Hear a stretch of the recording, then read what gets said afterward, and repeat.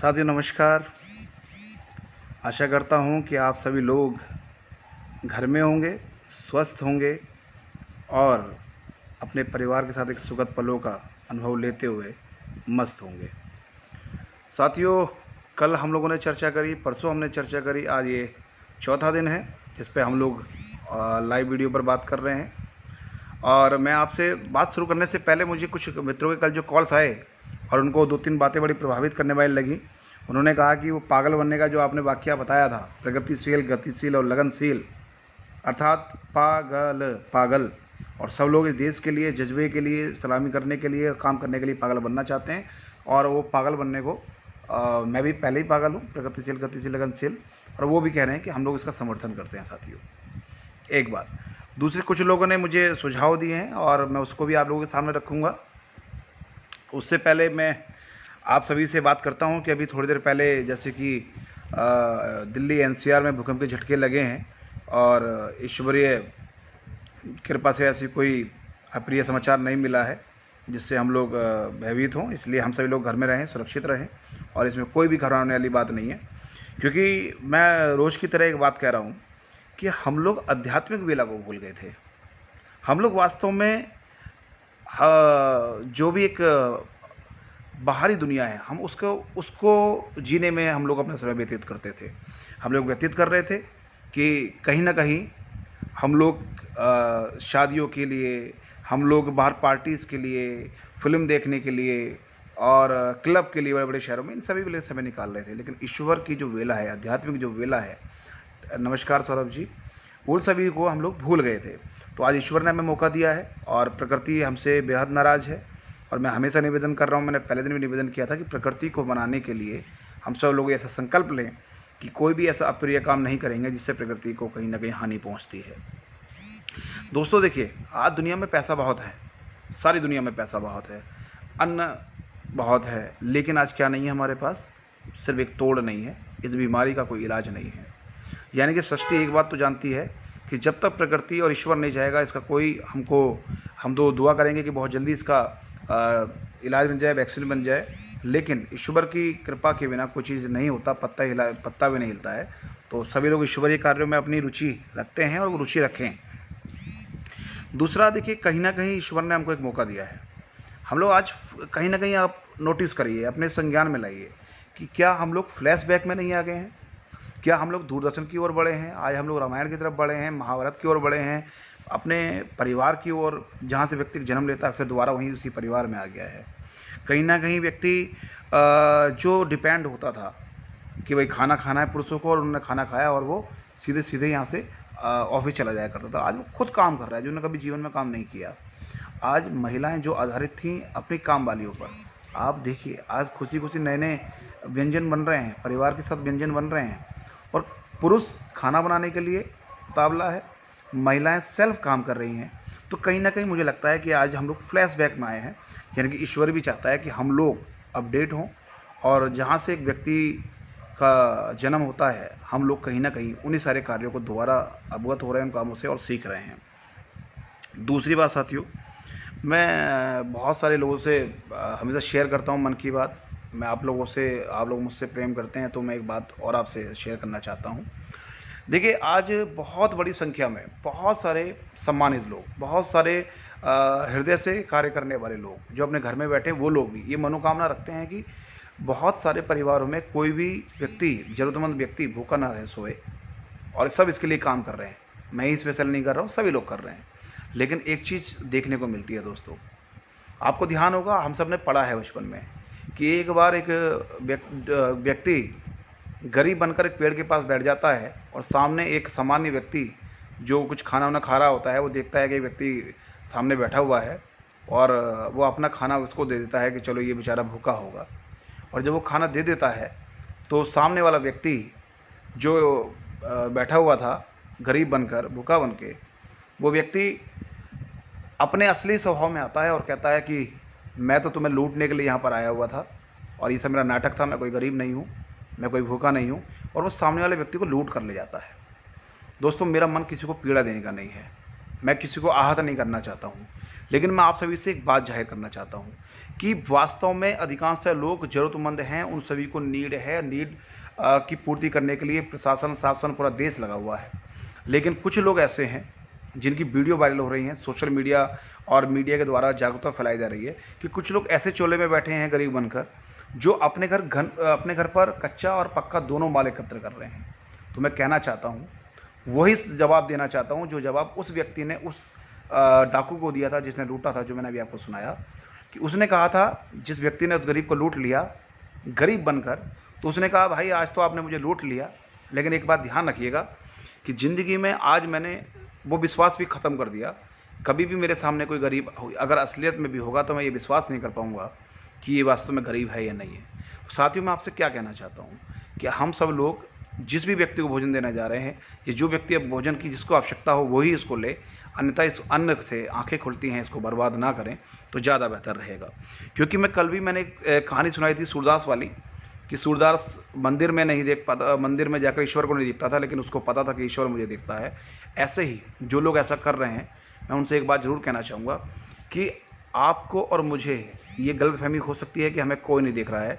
हमारा मोहल्ला देखता है, समाज देखता है, शहर देखता है, उससे बड़ी एक ताकत है ईश्वर, वो हमको देख रही है। इसलिए किसी के अन्न का दुरुपयोग ना हो और हमारे कहीं ऐसे कार्य से, हमारे गलत तरीके से खाने को लेकर अपने घर में जमा करके, स्टोर करके, कच्चे माल को सड़कों पे फेंक कर, कहीं ऐसा ना हो कि सब लोग पीछे हट जाएं और ज़रूरतमंद लोगों को भी ये भोजन पहुंचना बंद हो जाए। तो मेरा हाथ जोड़कर आपसे निवेदन है कि कृपया ऐसा ना कीजिए। दूसरी बात, मैं आज धन्यवाद हर बार की भांति करूँगा प्रशासन का और हमारे ईश्वरीय डॉक्टर्स का, हमारे सफाई कर रहे सभी कर्मचारी बंधुओं का, हमारे मीडिया बंधुओं का, लेकिन मैं अपने सैनिकों का स्पेशल नमन करना चाहूँगा क्योंकि देखिए उन्होंने पूरा बॉर्डर सीमा उन्होंने सील की हुई है। और एक मैं विशेषकर मैं आज जिनको धन्यवाद करना चाहता हूँ वो करना चाहता हूँ हमारे किसानों को। दोस्तों, मैं एक लाइन जो मैंने रात लिखी, मुझे बड़ी अच्छी लाइन हम बन गई बातों बातों में। वो लाइन मैंने यूँ लिखी है कि यूँ ही नहीं मिल जाता शहर में किसी को आटा, यूँ ही नहीं मिल जाता शहर में किसी को आटा, किसान ने चिलचिलाती धूप में कहीं तो गेहूँ था काटा। तो जो एक गेहूँ काटता है इस चिलचिलाती धूप में, उस व्यक्ति को हमें सलाम करना चाहिए, कृषक को उसको हमको सलाम करना चाहिए। तो दोस्तों, इस प्रकार से मैं रोज़ आपसे बात करता हूँ, लेकिन मैं एक बात और कहना चाहता हूँ कि व्यक्ति को खुश भी रहना है, क्योंकि सबसे बड़ा अगर कोई आज इलाज है तो वो इलाज है खुश रहना। आपको हमको मानसिक रूप से बिल्कुल भी टेंशन नहीं लेनी चाहिए, क्योंकि ये कहा जाता है, मेडिकल साइंस भी कहता है कि एक व्यक्ति की कीमत कभी आंकी नहीं जा सकती, लेकिन अगर न्यूनतम की कॉस्ट की बात करें तो मेरे और आपके शरीर की कीमत, पहली बात तो कोई कीमत किसी के लग नहीं सकती है, लेकिन अगर न्यूनतम की बात करें तो करोड़ों रुपए की है। हम करोड़ों रुपए में अपनी आंख नहीं देंगे, हाथ नहीं देंगे, शरीर नहीं देंगे किसी को। तो ये इतना कीमती शरीर हमारे पास है और हम इसको घुट घुट के टेंशन में बिल्कुल भी ख़राब ना करें। सब ईश्वरीय कृपा से सब कुछ अच्छा होगा, उसका हम लोग ध्यान रखें। दूसरा मैं कहना चाहता हूँ कि देखिए, हर व्यक्ति कहीं ना कहीं जो टेंशन ले रहा है, मैं उसके लिए एक बात यहाँ पर कहना चाहूँगा कि आपको मज़ेदार पता है क्या? एक गाना आया था, मोहम्मद हुसैन जी आए हैं, आदाब आपको अच्छे से ध्यान होगा। एक फिल्म आई थी, उसमें एक गाना था, कभी ऐसा हो तो क्या होगा, हम तुम अंदर वो ऋषि कपूर और डिम्पल का, हम तुम किसी कमरे में बंद हों और चाबी खो जाए। और उसकी अगली लाइन शायद ऐसी कुछ थी कि ऐसा हो तो क्या हो, अंदर हो तो क्या हो, इस टाइप से कुछ था। यानी कि मुझे लगता है कि उनको 50 साल पहले पता चल गया था कि ऐसे लॉकडाउन होगा और हम लोग अंदर बंद रहेंगे, और उसका जवाब अब हम सब दे सकते हैं उनको कि भैया बड़ी परेशानी होती है अंदर रहने में। ये एक हादसे के लिए मैं बोल रहा हूँ ताकि हम सब लोग खुश रहें, अच्छे से रहें। दोस्तों, मैं एक बात और कहना चाहूँगा। देखिए, जब एक व्यक्ति जन्म लेता है तो उस व्यक्ति के पास बहुत सारे ऋण हो जाते हैं उसके ऊपर पैदा होते ही। माता पिता का ऋण सबसे पहले होता है, फिर वो शिक्षा लेता है, गुरुजी का भी उनके ऊपर एक ऋण हो जाता है। जिस धरती के ऊपर वो कदम रखता है उस धरती माँ का भी ऋण हो जाता है। और एक बात और, यदि आज कोई व्यक्ति ये सोचे कि मैं अकेला रहकर इस जीवन में जी लूँगा, तो वो जी नहीं सकता। उसका नाम, उसका काम, उसका हर चीज़, उसका दाम सब समाज के ऊपर डिपेंड है। जब तक डॉक्टर के सामने पेशेंट नहीं होंगे, जब तक विद्यालय के लिए बच्चे नहीं होंगे, जब तक किसी भी काम के लिए सामने वाला समाज नहीं होगा, वो नहीं चल सकता है। तो कहने का मतलब क्या है कि समाज का भी हमारे ऊपर ऋण है। और दोस्तों, वास्तविकता ये है कि हमने कभी वो समय अपनी डायरी में नोट नहीं किया था कि हम समाज का ऋण चुकाएंगे। आज इससे स्वर्णिम पल हमारे लिए नहीं हो सकते, इससे स्वर्णिम अवसर हमारे लिए नहीं हो सकता ऋण चुकाने का। और ऋण चुकाने के लिए हमको कितना बड़ा काम करना है, सिर्फ इतना बड़ा काम करना है कि अपने घर में रहना है, और बहुत ज़्यादा आवश्यकता है तब हम घर से बाहर निकलें, अन्यथा घर से बाहर ना निकलें, क्योंकि इससे बढ़िया स्वर्णिम अवसर हमारे लिए नहीं हो सकता जान और जहान को बचाने का। हम सब लोग देशभक्त लोग हैं, हम सभी लोग मानवता की बात, मानवीय व्यवहार करने वाले लोग हैं। तो इसलिए मुझे लगता है कि हम समाज के ऋण को चुकाने के लिए ये सबसे अच्छा अवसर हमारे और आपके पास है। दोस्तों, एक बात मेरे दिमाग में और आ रही थी कि कितना भी खूबसूरत शरीर हो, कितना ही भी अच्छा दिमाग हो, लेकिन अगर उसके अंदर कोई प्रवेश का द्वार है या उसके अंदर कोई बात या कोई मैसेज बनाती है, तो वो हमारी सोच बनाती है। जैसे कि हम लोग सुनते हैं कि कितनी भी खूबसूरत इमारत हो, इमारत से छोटा हमेशा उसका दरवाज़ा होता है, चौखट होती है, और चौखट से छोटा उसका दरवाज़ा होता है, दरवाजे से छोटा उसका एक कुंदा होता है, और कुंदे से छोटा उसके अंदर एक लॉक होता है, और लॉक से छोटा उसके अंदर एक चाबी होती है। उस चाबी से ही हम उस दरवाजे के अंदर, उस बिल्डिंग के अंदर प्रवेश कर सकते हैं। वैसे दोस्तों, अगर हम पॉजिटिव थिंकिंग रखेंगे, जो बहुत छोटी सी चीज़ है जो पल पल में हमको नए नए विचार देती है, अगर सोच पॉजिटिव रखेंगे तो ये गारंटी है कि हम बड़ी से बड़ी इमारत के अंदर जा सकते हैं, और बड़ी से बड़ी ताकत के साथ में हम इस कोरोना से लड़ सकते हैं दोस्तों। तो ये मुझे लगता है कि आप लोग से बात करने का मेरे मन में है। दूसरा मेरा कहना ये है कि आज हम कहीं ना कहीं, मेरे पास बहुत सारे सुझाव आए। हमारे एक मित्र हैं सुखी भाई, उनका भी आया, हमारे सुख रंधावा जी हैं, उनका भी आया। उनका कहना है कि जब गौरव जी ये कोरोना ठीक हो जाएगा, तो हालांकि मैंने उनसे कहा कि अभी ये सोचने का विषय नहीं है, अभी बहुत लंबा समय है इसके लिए। ईश्वर से हम पहले दुआ करेंगे कि लॉकडाउन पहले ये ख़त्म हो जाए। लेकिन उनका कहना है कि ये लॉकडाउन जब ख़त्म भी हो जाए, तो उसके बाद में एक कुछ समय ऐसा बाद में भी निकाला जाए जिससे ये वातावरण और ये सारा जो आज पोल्यूशन है ये सब ख़त्म हो जाए और वातावरण शुद्ध हो जाए। तो मैंने कहा ठीक है, ये बात का विषय है, लेकिन बहुत अच्छा विषय है और बहुत बढ़िया बात उन्होंने कही, हमको इसको देखने को मिली। दूसरा दोस्तों, मैं ये कहना चाहता हूँ आपसे कि आपको मेरी वीडियोज़ कैसी लग रही हैं, आपको मेरे में कोई सुझाव और कोई ऐसी बात जो आपको लगता है कि मुझे बतानी चाहिए, तो उसको ज़रूर बताइए। अंत में मैं एक बात और आपसे साझा करना चाहता हूँ। दोस्तों, कुछ लोग इस देश के अंदर ऐसी मानसिकता के साथ में खड़े होते हैं कि वो सोचते हैं कि नहीं यार, मुझे कुछ नहीं हो सकता, मुझे तो ईश्वर ने ही बनाया है। भाई, मेरे अंदर तो जो ईश्वर ने ताकत दी है, वो उससे मैं बच जाऊंगा हमेशा। तो मैं आपको एक बात बताना चाहता हूँ साथियों। एक बार एक पंडित जी थे, मैं अपने ऊपर बात कहता हूँ, बिकॉज मैं पंडित हूँ, मैं इसलिए एक बात कहता हूँ। एक बार एक पंडित जी थे, और पंडित जी बहुत पूजा पाठ ईश्वर की करते थे। तो उनके गांव में एक बार बाढ़ आ गई, आपने सुना होगा, लेकिन ये बड़ा मोटिवेशनल है तो मुझे लगा मुझे आपको बतानी चाहिए। तो उनके गांव में जब बाढ़ आ गई, तो उनके पास लोग आए भागकर, बोले कि भाई ये गांव खाली करना पड़ेगा क्योंकि बाढ़ आ रही है। पंडित जी बोले, मैं ईश्वर का ध्यान करता हूँ और मैं बिल्कुल भी इस गांव को खाली नहीं करूँगा, तुम जाओ। फिर कोई उनके पास आया और बोला कि देखो पंडित जी, अब पानी और ज़्यादा बढ़ के आ गया है, अब कोई नहीं बचा है, सिर्फ मैं अकेला बचा हूँ, आप चलो। तो उन्होंने कहा नहीं, मैं नहीं आऊँगा, आप जाइए, मेरा ईश्वर मुझे बचाएगा। तीसरी बार एक नाव वाला व्यक्ति जब देखा, तो एक व्यक्ति जो राहत करते हैं वो लोग आए, उन्होंने कहा जी आपको बचाने के लिए हम लोग आए हैं, चलिए हमारे साथ। पंडित जी बोले नहीं, कि मुझे तो मेरा ईश्वर ही बचाएगा। कोई बात नहीं, पंडित जी को आत्मविश्वास था और ईश्वरीय भक्ति में लीन रहते थे, तो उनको लगा ऐसा कि मुझे कुछ नहीं होने वाला है। उसके बाद में जो लास्ट में हम लोग देखते हैं कि कभी ना कभी एक आर्मी का जो हेलीकॉप्टर हम लोगों की बचाव के लिए हमेशा आता है, वो ऊपर से उन्होंने देखा कि एक व्यक्ति पूजा कर रहा है ईश्वर की बार बार, और पूरा गांव खाली हो गया है, पानी बिल्कुल कंधे तक आ गया है, ये व्यक्ति डूब के मर जाएगा, इसको बचाते हैं। ऊपर से रस्सी लेकर एक व्यक्ति आया, हमारा आर्मी का जवान, एक बहादुर जवान। उन्होंने कहा कि पंडित जी अब मेरे साथ चलिए, नहीं तो आप डूबने वाले हैं और पानी पीछे से और तेज आ रहा है, अब बचने की कोई संभावना नहीं है। पंडित जी नहीं माने, जिद्दी थे, बोले मुझे क्या हो सकता है, मैं तो बस दुनिया में अलग बना हूँ और मैं ईश्वर की दया करता हूँ, ईश्वर से मेरी सीधी बात है। तो लास्ट में क्या होना था सब लोग जानते हैं कि वो व्यक्ति भी ईश्वर के पास पहुँच गए। तो जब पंडित जी ईश्वर के पास पहुँचे, तो उन्होंने एक बात कही ईश्वर से कि एक बात बताइए ईश्वर, मैं आपकी इतनी पूजा करता हूँ, इतना दिन रात आपके सेवा में लगा रहता था, मैंने इसके अलावा जीवन में कोई काम नहीं किया, फिर मेरे साथ ऐसा क्यों हुआ कि मैं भी वैसे ही मर के आ गया ऊपर, जैसे सामान्य लोग आए।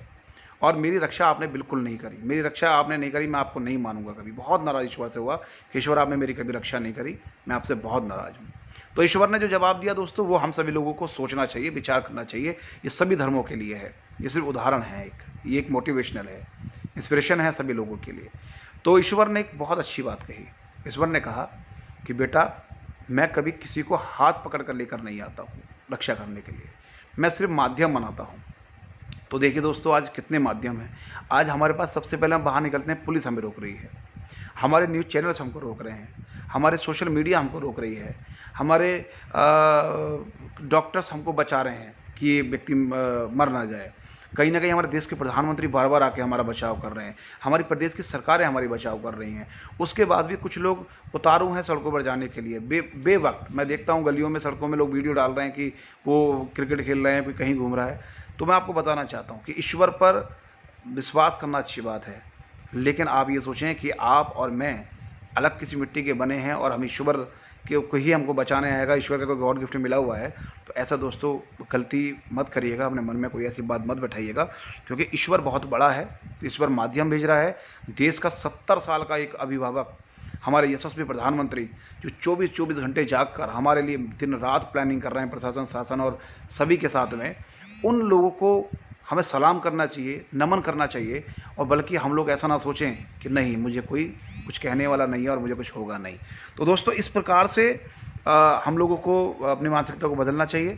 और मैं अंतिम बहुत ज़्यादा नहीं बोलूँगा, क्योंकि ज़्यादा बोलना भी हानिकारक होता है। तो मैं आपसे सिर्फ इतना कहना चाहूँगा कि आपको मेरी वीडियो जो मैंने कल आपसे शेयर करी थी कि पागल मतलब प्रगतिशील, गतिशील, लगनशील, और आज की वीडियो और पिछले 4 दिन की वीडियो अगर आप नहीं देख पाते हैं, जो लोग नहीं देख पाते हैं, मेरा उनसे निवेदन है कि आप दोबारा इस वीडियो के ख़त्म होने के बाद भी मेरी वीडियो जो मेरे अकाउंट पर रह जाती है उसको शेयर करके सुन सकते हैं, या दोबारा वॉच स्टार्ट दबाकर उसको दोबारा सुन सकते हैं। वॉच स्टार्ट सुनाएंगे, आप आराम से कभी भी सुनिए, परिवार को सुनाइए। और आपसे निवेदन है, यदि मेरी बात से आप सहमत हों तो शेयर कीजिए, अपने लोगों को बताइए, क्योंकि मेरा जो आज का मोटिव है वो सिर्फ इतना है कि हम सभी लोग किसी भी व्यक्ति को मेंटली रूप से कमज़ोर ना होने दें, किसी को घुटने ना दें, किसी की थिंकिंग को नेगेटिव ना होने से बचाएं। किसी भी व्यक्ति के परिवार में, ज़रूरतमंद परिवारों तक ये सुविधाएं पहुंचती रहें। और दूसरा दोस्तों, मैं एक मैसेज और देना चाहूँगा। हमारी रसोई को आज भोजन बनाते हुए 13 दिन हो चुके हैं, जिसमें हमारे पवन गोयल जी, बाबू जी का भी सहयोग मिलता है, हमारे सत्येंद्र जी का मिलता है, प्रदीप जी का मिलता है, और जितिन गोयल जी का, और अन्य अन्य लोगों का, हमारे बड़े प्रत्यक्ष रूप से डॉक्टर महेंद्र जी हैं, जो हम सुबह पानी से वो सफाई करते हैं और वो पारिवारिक रूप से हमारा सहयोग करते हैं। ऐसे अन्य अन्य लोग हैं। तो मैं आपसे निवेदन करूँगा कि आप भी प्रत्यक्ष जिस प्रकार से भी चाहें, सहयोग के नाम पर सिर्फ इतना सहयोग कर दीजिए कि आप एक अच्छे पड़ोसी होने का फ़र्ज़ निभाकर, यदि कोई आपके बगल में कोई ऐसा व्यक्ति है जो भूखा है या उसको भूख लगी है, उसके यहाँ भोजन नहीं पहुँचा है, तो प्रैक्टिकली हम लोगों को बताएं और इस वीडियो के माध्यम से शेयर करके उस व्यक्ति तक मेरी आवाज़ को पहुँचाएं।